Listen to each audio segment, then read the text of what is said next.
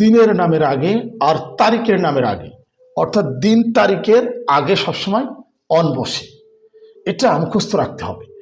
দিনের আগে তারিখের আগে অন বসে।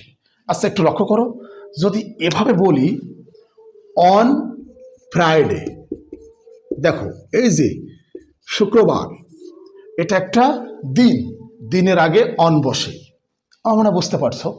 যদি এভাবে বলি on Saturday, Saturday Shani, on Saturday, দেখো এই যে অন, অর্থাৎ এই যে দিনের নামের আগে সবসময় অন বসে, এটা স্ট্রাকচার, এটা প্রিপোজিশন ব্যবহারের নিয়ম। আচ্ছা, তারিখের নামের আগে অন বসে, তারিখের নামের আগে অন বসে, এটাও মুখস্থ রাখতে হবে তোমাদেরকে। অর্থাৎ দিনের আগে, দিনের নামের আগে এবং তারিখের আগে অন বসে। যেমন আমরা বলি অন অন 12th ফেব্রুয়ারি, দেখো 12th ফেব্রুয়ারি, দেখো অন, এই যে এটা তারিখ কিন্তু 12, ফেব্রুয়ারি মাসের 12 তারিখ, তারিখের নামের আগে অন বসে।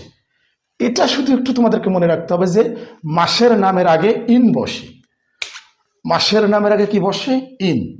দিনের আগে, দিনের নামের আগে অন বসবে, তারিখের নামের আগে অন বসবে, আর মাসের নামের আগে ইন বসে।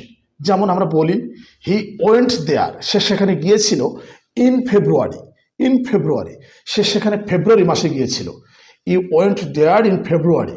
অর্থাৎ এই যে এভাবে তোমাদেরকে প্র্যাকটিস করতে হবে, নিয়মিতভাবে ভিডিওগুলো দেখতে থাকো এবং এভাবে নতুন নতুন জিনিসগুলো শিখতে থাকো।